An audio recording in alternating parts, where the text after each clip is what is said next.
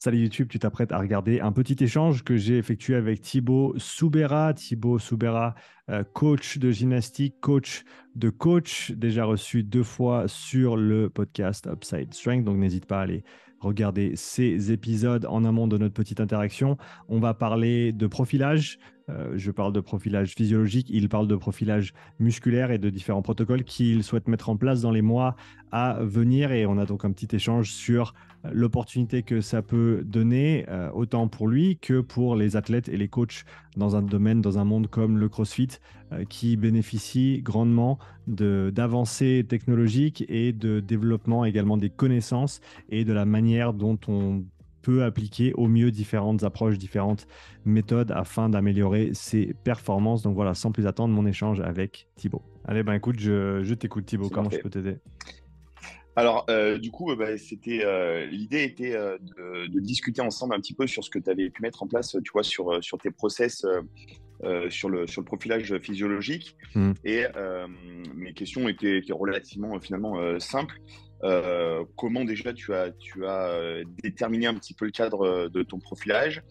Bon, les outils que tu as utilisés, moi, dans le cadre de ce que je vais proposer, ça sera un petit peu différent. Bien entendu, on Hmm. n'aura pas les mêmes outils parce que je serai un petit peu sur un autre registre. Donc voilà, l'idée, c'était de savoir un petit peu comment tu avais mis en place ça en termes de démarche. Après, également sur la partie, comment dirais-je, plus, tu vois, mettre en place des rapports derrière, tu vois, des Mhm. rapports qui soient simples, cohérents, compréhensibles, que Ouais. les gens puissent interpréter de manière assez facile et surtout qu'ils puissent avoir de la lisibilité sur, euh, sur les résultats et sur la potentielle évolution et le travail qu'on va pouvoir mettre en place derrière, quoi. L'idée Ouais. était surtout celle-ci. Ouais, super. Bah, écoute, c'est des bonnes questions. Donc, ce que j'ai fait, c'est que bah, je me suis bien sûr beaucoup inspiré de tout ce qui se fait dans les sports d'endurance, parce que c'est Mhm. là où tu vas trouver tout ce genre de tests de manière très, très fréquente. En tout cas, c'est là où tu vas en trouver le plus. Et du coup, j'ai vraiment fait l'effort de faire le tour de tout ce qui se fait, tout ce qui se dit, tout ce qui se contredit sur le sujet, et de me faire ma propre idée sur quel était le bon protocole à utiliser dans le contexte où je me trouvais, donc que ce soit avec des crossfitters, avec des cyclistes, des coureurs, etc., ou même des combattants. Et donc j'ai fait au mieux pour trouver le meilleur compromis pour moi au niveau du protocole que j'utilisais, pour que, un, ce soit cohérent au niveau de mon approche et par rapport à ce qui se fait dans le domaine de manière générale, et deux, que ce soit aussi applicable et cohérent au niveau logistique par rapport aux contraintes auxquelles je fais face. Par exemple, si tu écoutes certaines personnes dans le monde de l'endurance, ils te diront que pour faire un test par palier, avec des prises de lactate, il faut des paliers de 8 à 10 minutes. Le crossfitter, il a déjà de la peine à passer 45 minutes sur un vélo. Si tu vas lui faire un test qui dure 2 heures et que c'est à la fin que c'est Ouais. difficile, ça va mal se passer et Mm. ça va pas nécessairement être le plus pertinent. Donc, il y a des choses comme ça où j'ai tranché et j'ai dit non, je vais faire comme ça, même si dans un monde idéal, on ferait peut-être différemment. Ça reste le plus applicable. Ça me donne malgré tout des données qui sont exploitables et qui sont valides. Et à partir de là, je peux quand même faire un très très bon travail tout en connaissant bien les faiblesses de mes protocoles. Ça, je pense que c'est peut-être le plus important, c'est considérer dans le ou les protocoles que tu vas choisir ou peut-être élaborer, c'est être extrêmement conscient de leurs forces et de leurs faiblesses. Parce que grâce à ça, tu peux parer à toute limitation. Alors, pas toute limitation, mais si tu connais bien tes protocoles et que tu connais surtout bien leurs faiblesses, bah, tu vas pouvoir parer à pas mal de leurs limitations Bien sûr. Ouais. en appliquant les résultats correctement, en ayant toujours le bon contexte et même en communiquant aux personnes avec qui tu travailles les limitations d'un tel protocole et en gros, je pense que la meilleure approche à avoir, c'est une approche assez impartiale de, de ce qui se fait, mais de simplement dire, voilà, moi j'ai choisi ce protocole-là pour ces raisons, j'ai mes raisons et elles sont ce qu'elles sont. Mais en même temps, c'est pas la seule manière de faire. Et il y a d'autres manières également qui sont Bien sûr. X, Y, Z pour un autre contexte. Et je pense que quand tu l'approches avec une perspective comme celle-ci, les gens, ils sont tout de suite beaucoup plus ouverts parce qu'ils voient que tu n'as pas juste fait ton truc dans ton coin et décidé que c'était la sauce magique, mais que tu connais bien ce domaine et que du coup, les gens peuvent te faire confiance par rapport à ça. Ce qui est le cas si tu as fait tes devoirs. Donc ça, ce serait la première chose par rapport au choix des différents protocoles. Après, quand tu as parlé des rapports, ça, c'était tout de suite, dès le moment où j'ai commencé à faire ce travail-là, c'était tout de suite quelque chose qui était ressorti. C'est que quand tu vas au labo, ils te filent, des fois, des fois ils te filent 10 pages de données brutes. T'as un tableur Excel sur 10 pages et ils te donnent trois infos, mais au final, trois fois rien parce que les gens, ils comprennent pas ces informations-là. Donc, retranscrire ces données brutes en catégories et Et les peut-être même vulgariser au établir maximum. les vulgariser, établir des barèmes au départ, si tu as peu de références. Mais bon, tu as plein de références dans ce que tu fais toi, donc je me fais pas de soucis pour toi. Mais pour moi, par exemple, au Mhm. départ, j'avais pas nécessairement de barème sur ce qui était bien ou moins bien pour un crossfitter. Donc ça m'a pris 2 années, des centaines de tests pour vraiment me faire une idée, voilà, qu'est-ce qui est en dessous de la moyenne, qu'est-ce qui est la moyenne et qu'est-ce qui est mieux que la moyenne, qu'est-ce qu'on peut attendre d'un compétiteur à tel niveau, etc., etc. Maintenant, j'ai des barèmes, mais au début, j'en avais pas. Donc, j'essayais simplement de ne pas être trop hâtif au niveau de mes conclusions, mais d'utiliser un maximum des informations que j'avais pour guider et orienter les entraînements, tout en donnant beaucoup d'informations sur que voulaient dire ces informations. Et ça, je pense que c'est un travail de fond qu'il faut faire en amont. C'est que sur ton rapport, tu as quelques valeurs clés qui ressortent en termes de résultats, mais tu as avant tout une tangente éducative. En gros, c'est un document qu'ils reçoivent. Même si ce n'était pas leur valeur à eux, il faudrait que ce soit intéressant et qu'ils apprennent quelque chose. Ouais, bien sûr, Et si bien tu sûr. peux le formater comme ça, je pense que tu as gagné d'avance parce que du coup, c'est pas juste le service que tu leur offres, c'est également voilà, ce petit bout Une d'éducation derrière. connaissance. C'est Ouais. aussi tes connaissances et non seulement tes connaissances, mais surtout l'implication de ces connaissances dans ce domaine précis. Qu'est-ce que ça va changer pour eux? Dans quel contexte? Qu'est-ce que ça va faire pour leurs entraînements? Et donc toujours faire le lien entre qu'est-ce que tu leur apportes comme info et qu'est-ce que ça va véritablement leur apporter et changer dans leurs entraînements. Je pense que c'est la meilleure manière de construire un rapport qui va être compréhensif, qui va être complet et qui va être utile parce que euh, encore une fois, c'est facile de donner plein d'informations, mais si elles n'ont Ouais, aucun sens et qu'elles ne peuvent pas être appliquées, c'est compliqué. complètement. Un autre point qui m'est venu en tête ici, et ça je le mets toujours en avant, moi j'interviens comme presque un consultant externe. Donc je me mets toujours à Mhm. disposition, et je ne doute pas que tu fasses la même chose, mais je me mets toujours à disposition des coachs, donc les coachs des athlètes avec lesquels je Ouais, bien travaille, sûr. au cas où eux, ils ont des questions, s'il y a des choses qui ne sont pas claires, que je leur explique mon process, comment je réfléchis, comment Tu je joues le raisonne. rôle de support à l'entraînement, mais c'est C'est exactement ça. dans la démarche dans laquelle je souhaite m'inscrire. Parce que moi, sur le profilage que je vais faire, donc qui sera plus un profilage biomécanique et musculaire, donc l'analyse sur des qualités physiques plus particulièrement musculaires, comme je le disais. Mhm. Après, c'est vrai que chacun a ses process d'entraînement, etc. Et tous les process, en fait, il y a, comme c'est pas toi que je vais l'apprendre, il y a pas un seul process. Il y en a des centaines, il y en a des centaines de process. Et l'idée, c'est vraiment de pouvoir leur apporter un maximum en effet de données. Donc moi, j'ai de la chance d'avoir sur les outils que j'ai choisis, d'avoir une application qui nous rend comment dirais-je, des rapports très simples, très Mhm. clairs, très lisibles, très limpides, avec des diagrammes, des choses très, très simples, très visuelles, très compréhensibles. Et du coup, c'est vrai que ça va me faciliter vraiment énormément la chose. Mais en effet, je pense que la clé est surtout pas de se dire je vais te donner la méthodologie miracle en termes d'entraînement. En revanche, je vais te donner des orientations, des pistes de travail. Alors après, là, on sera peut-être plus avec des athlètes confirmés qui ont déjà un staff un petit peu établi. Mais l'idée, c'est aussi peut-être de pouvoir répondre à monsieur et madame tout le monde et de dire, parce que c'est aussi l'objet de ce pourquoi j'ai décidé de faire du profilage avec une orientation plus musculaire, c'est que je me suis rendu compte que la plupart du temps, quand je fais des stages, des séminaires, des formations, les gens ils me disent on a vu énormément de choses, on a pas mal de matière à faire, mais finalement, dans tout ce que tu nous as donné, quelles sont les priorités, quelles sont les orientations sur lesquelles on pourrait prioriser notre travail et tu vois, tout de suite, ça a fait un déclic dans ma tête.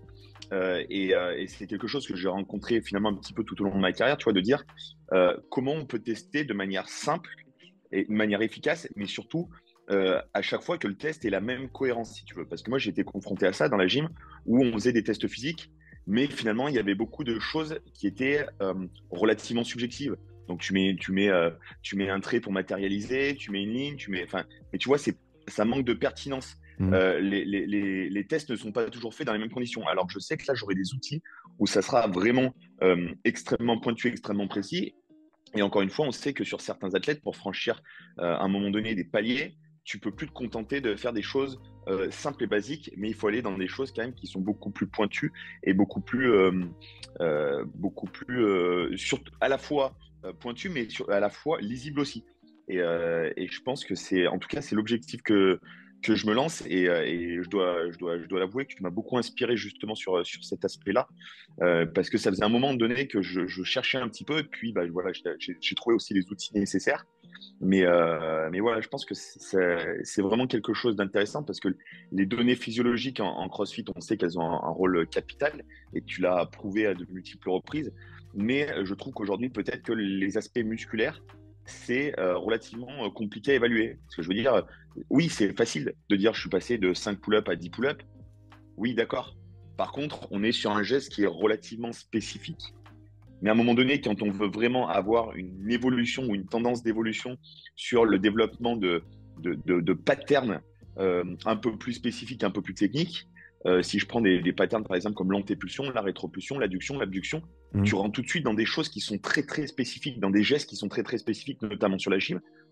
Et il faut arriver à trouver un moyen finalement d'évaluer ces patterns-là sans passer par des choses très techniques et très spécifiques. Et du coup, bah voilà, c'est un petit peu l'objet de pourquoi j'ai décidé de me lancer un petit peu dans cette logique. Et je pense que c'est super et je me réjouis de voir ce que tu fais dans le monde du CrossFit, notamment avec tout ça. Parce que au final, enfin, ce que je vois depuis que je suis immergé dans le milieu du CrossFit ces 2 dernières années et que j'ai la chance de travailler avec beaucoup d'athlètes et de coachs dans ce milieu et de pratiquants, c'est que c'est maintenant un sport qui est devenu très ouvert. Alors, ça l'était depuis le début ça l'était depuis le début sur des modalités choisies. Genre, toi, t'es l'haltéro, viens, rentre. Toi, t'es la gym, viens, Ouais, rentre. c'est ça, ouais. Ah ouais, toi, tu fais de la prépa autrement comme ils font en foot ou autre. T'es pas le bienvenu. Je caricature bien sûr, mais j'ai l'impression que le sport mûrit, Mhm. que le champ de compétition il s'élargit, il s'approfondit aussi, et que Complètement. du coup, les gens tendent vers des méthodologies ou des approches un petit peu plus élaborées de l'entraînement. Au final, on fait presque, c'est le serpent qui se mord la queue, on revient en arrière à tout ce que les Russes nous ont appris Ouais, il y a de ça complètement. des dizaines d'années, Ouais. on n'invente rien, mais par contre, on tend vers une préparation physique un petit peu plus raisonnée, avec plus de périodisation, d'individualisation et toutes ces Mm. choses-là. Et donc, je pense que le profilage, peu importe à quel niveau il se fait, il va être bénéfique pour ceux qui soit sont coincés, soit veulent vraiment faire les choses bien, soit simplement mieux comprendre aussi. Je pense qu'il y a l'aspect éducatif, le Mm. crossfitter, le coach de crossfit est friand d'informations pertinentes. Et j'ai des coachs qui font des tests avec moi, pas nécessairement pour faire l'entraînement derrière exactement, et Mais pour comprendre le process. parce qu'ils veulent comprendre, parce qu'ils veulent apprendre. Et ça, je pense que c'est une bonne opportunité aussi de transmettre ces informations-là et d'enrichir ce monde via nos expériences et nos connaissances. Mais c'est vrai que je te rejoins complètement et c'est quelque chose, je pense, qui est hyper important et hyper intéressant. Tu as été le premier à le démontrer pour le coup en faisant, en sortant finalement de l'aspect un peu rat de laboratoire, si tu veux, où avant, bah, pour avoir des données physiologiques, déjà d'une, ça coûtait très cher. De deux, il fallait aller en labo. Il fallait avoir les connaissances pour pouvoir rentrer dans des labos pour aller faire des tests physiologiques. Tu vois, moi qui ai fait un petit peu de triathlon, je le mets un peu au même rapport que avant pour faire des tests en soufflerie pour l'aéro, notamment en vélo. Enfin, il fallait avoir un budget absolument énorme. Aujourd'hui, bah, quasiment. Fallait louer le vélodrome. Ouais, c'était ça.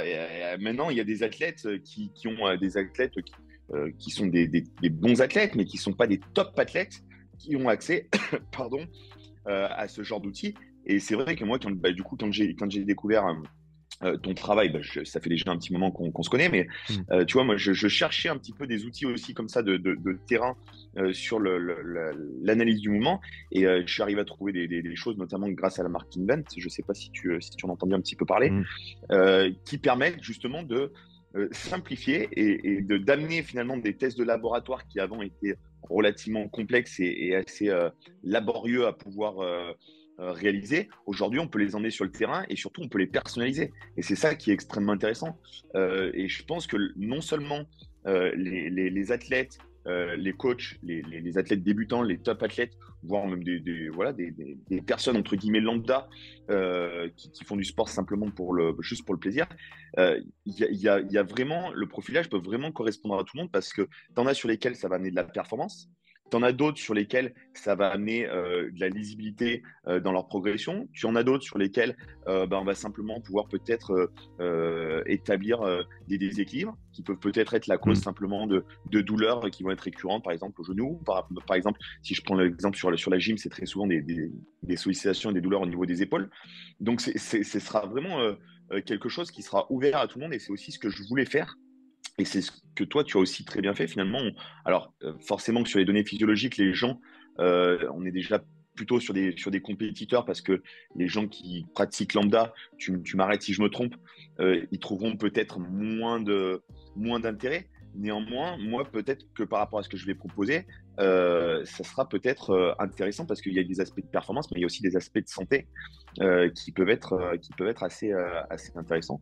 Et d'ailleurs, pas plus tard que la semaine prochaine, je rencontre un chirurgien spécialiste de l'épaule avec lequel on va échanger sur le sujet parce qu'il est très intéressé de voir ce qu'il est possible de mettre en place. Donc, comme quoi, peut-être que c'est des choses qui pourront aussi se déplacer dans la vie de monsieur et madame tout le monde. Et ça, je trouve ça extrêmement intéressant.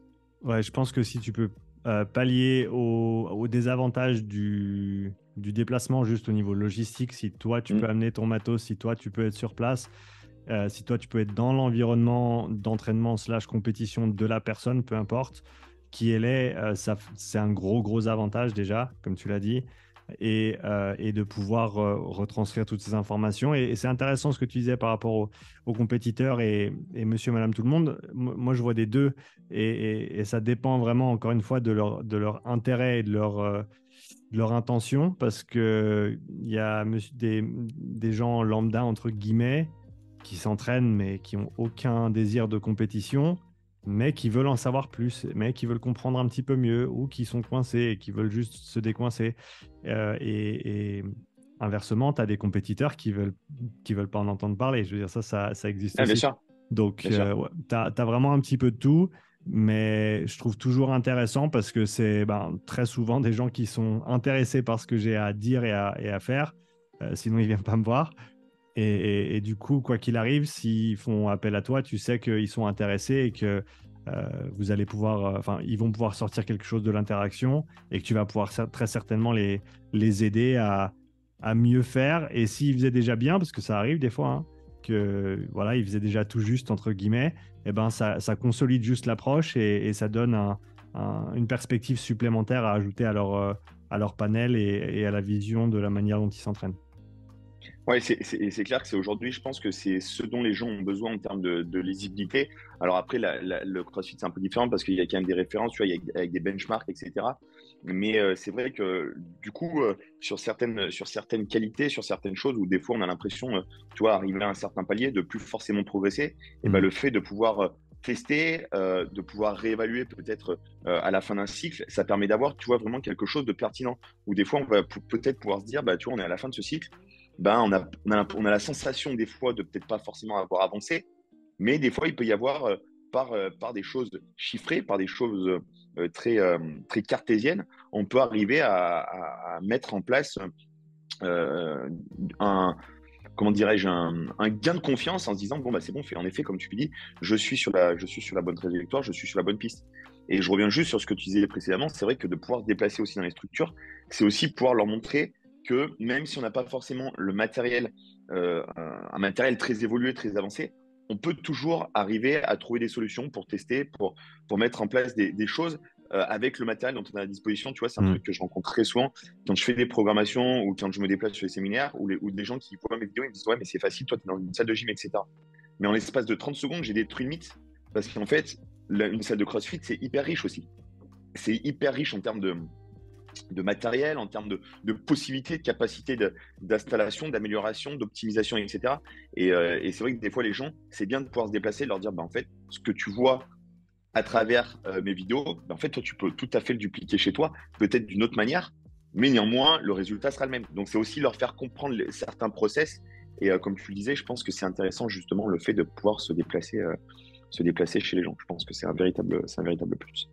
Un dernier truc que je voulais rajouter, Thibaut, c'était par rapport aux ressources que tu peux fournir Mhm. en complément du rapport et du service que tu offres, c'est d'avoir une petite suite de vidéos éducationnelles où tu t'exprimes sur peut-être la nature de chaque test, de chaque protocole que tu utilises, pourquoi il est intéressant, quelles sont ses Ouais. faiblesses, et ensuite, C'est prévu. Tu vois, j'ai voilà. commencé même ce matin avant qu'on ait Ah, notre. génial. Ouais. Bah, je C'est pense parce que... que je trouve que c'est quelque chose d'intéressant en effet, comme tu dis.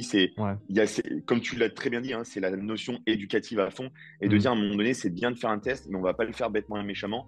Pourquoi on fait ça? Et c'est vrai que des fois, tu vois, moi, c'est un reproche qu'on peut me faire sur certains de mes séminaires, mais c'est pas grave parce que je l'accepte complètement. Ce reproche, c'est de dire, bah, des fois, tu nous donnes tu nous donnes beaucoup d'informations et des fois, on aimerait peut-être pratiquer un petit peu plus.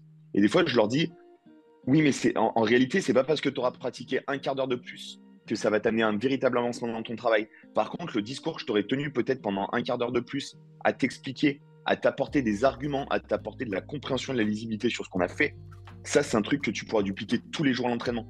Donc, en Mhm. fait, le quart d'heure, 20 minutes que tu as perdu dans ta pratique, mais enfin, tu le retrouveras complètement par la suite dans ton process. Et en plus, pour suivre quotidiennement ton travail, je sais que toi, c'est quelque chose que tu fais beaucoup, notamment avec ton système de pensée du jour, où dès que tu es face à une, comment dirais-je, pas une problématique, mais en tout cas un sujet qui a été abordé dans la journée, tu essayes de tout de suite réagir et d'expliquer, donner ton point de vue. Et c'est vrai que je trouve ça très intéressant et je pense que les gens en ont besoin parce que les gens, mine de rien, sont demandeurs, même s'il faut quand même parfois leur livrer un petit peu sur un plateau. Mais je pense il y a un véritable attrait, en tout cas, pour la connaissance et pour la compétence. Peut-être encore plus maintenant qu'il y a 6 mois, voire il y a un an. Et peut-être Ouais. moins que dans 6 mois plus tard, quoi. Mais qui sait, ouais. Mais en tout cas, je pense que c'est grandissant et que ouais, ce sera intéressant de voir l'angle que tu prends avec ces tests et ce que ça peut apporter à tout un chacun. Une fois que c'est en place, reprends contact avec moi et puis Ouais, si même tu veux faire une démo vidéo ou un truc comme ça, on peut tout à fait pourquoi? considérer ça et montrer un peu ce que tu fais. Ça peut être cool pour changer un peu de mon registre habituel. Pourquoi pas, et puis peut-être faire une présentation. Mais en tout cas, je trouve que ça peut être. Je le redis, hein, je tiens vraiment à te remercier parce que déjà, à chaque fois, tu me laisses la parole dès que j'essaye de lancer un petit peu quelque chose et c'est super sympa. Avec Et plaisir. vraiment, en plus de ça, tu m'as inspiré vraiment sur inspiré et surtout, tu m'as confirmé que c'était quelque chose qui pouvait avoir un apport parce que je vois que tu cartonnes vraiment sur ce que tu fais. Donc voilà, en tout cas, merci encore. Et puis, bah, bien sûr, on n'hésitera pas à se recontacter pour faire un point, qui sait, dans 6 mois, voire un an, bah, voilà, pour faire un petit point sur ce qu'il en est. Et puis, bah, peut-être, pourquoi pas, un jour, animer un séminaire ensemble ou un séminaire ou une session de profilage avec ta dimension à toi physiologique et peut-être ma dimension à moi, peut-être plus biomécanique. Ouais, ça me plaît. Il y a plein de choses à faire en tout cas. Merci Thibaut. Et comme je t'ai dit, tu me tiens au courant pour la suite des opérations. Sans problème, avec grand plaisir et encore mille merci, Sean. Et puis Bonne je te journée à souhaite une très toi. bonne journée. Ciao. Ciao Thibaut. Salut.